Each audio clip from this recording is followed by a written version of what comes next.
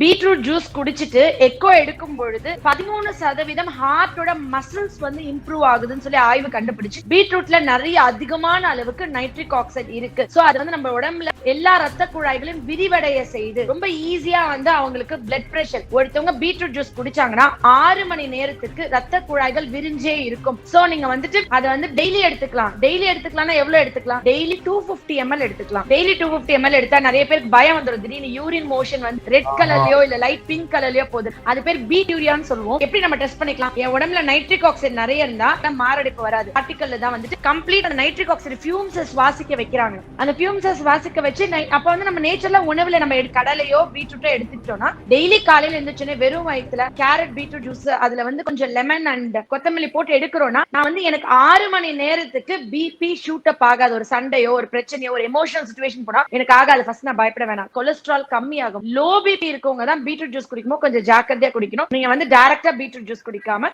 Apple beetroot ஏபிசியா நீங்க mix பண்ணி குடிச்சுக்கலாம். அதுவும் வந்து பாதி பீட்ரூட் தான் ஒரு நாளைக்கு எடுத்துக்கணும். நீங்க டிராவா 250 ml எடுக்க முடியாது. நிறைய பேர் சொல்லுவாங்க வாய் ஸ்மெல் இருக்கு மேம், ஏதாவது மருந்து கொடுங்க. வாய் ஸ்மெல் இருக்கு, நான் என்ன பண்ணணும்? எப்படி என் வாய் ஸ்மெல் சரி பண்ணணும்? வெளியே பப்ளிக்ல பேச பயமா இருக்கு, இதை பேச பயமா இருக்கு. வயிற்றுல இருக்கிற ஆசிட் லெவல் வயிறு புண்ணு இருந்தா வாய் ஸ்மெல் வரும். அப்ப அந்த ஆசிட் பேலன்ஸ் நீங்க சரி பண்ணணும்னு சொல்லுவாங்க. ஆனா இயற்கையா இது வரைக்கும் யாரும் டிப்ஸ் சொல்லிருக்குமா டாக்டர்ஸ் அப்படின்னு பாத்தீங்கன்னா, வாய் ஸ்மெல் இருக்கிறவங்க ரெகுலரா பீட்ரூட் ஜூஸ் குடிச்சு பாருங்க, உங்களுக்கு வாய் ஸ்மெல் கம்ப்ளீட்டா கியூர் ஆகும். ஏன்னா அந்த ஆசிட் பேலன்ஸ் அது கம்ப்ளீட்டா ரெகுலேட் பண்ணிட்டு உங்களுக்கு வந்து அந்த வாய்ஸ் துர்நாற்றமே இல்லாம ஆகும்.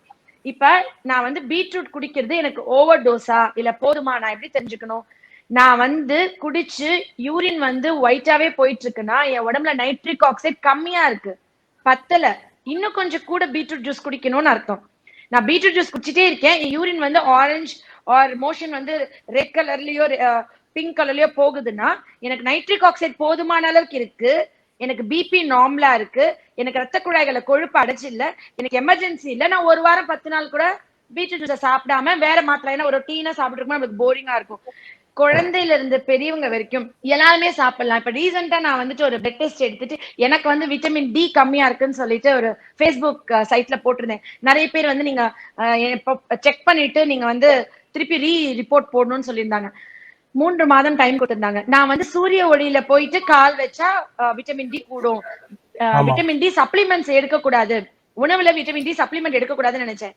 ஆனா விட்டமின் டி எனக்கு உடம்புக்கு கிடைச்சாலும் என்னுடைய உணவுலயோ என்னுடைய வெயில்ல நான் எடுத்தாலும் சப்ளிமெண்ட்ஸா எடுத்தா கூட அதோட அப்சார்ப்ஷன் புவரா இருக்குல்ல. அப்ப நான் விட்டமின் டி ரத்தத்துல அப்சர்வ் ஆக நான் என்ன உணவு எடுக்கணும், நான் என்ன உணவு எடுத்தா என் உடம்புல விட்டமின் டி அப்சர்வ் ஆகி எனக்கு வந்து இம்யூன் சிஸ்டம் ஸ்ட்ராங் ஆகும் அப்படின்னு சொல்லி நான் தேடும் பொழுது பீட்ரூட் மட்டும்தான் vitamin D absorption from the food and இது என்விரான்மெண்ட்ல இருந்து அப்சர்வ் ஆகி நம்ம உடம்புக்கு கொடுக்கறதுக்கு ஒரே ஃபுட் அப்படின்னு தெரிஞ்சுக்கிட்டேன்.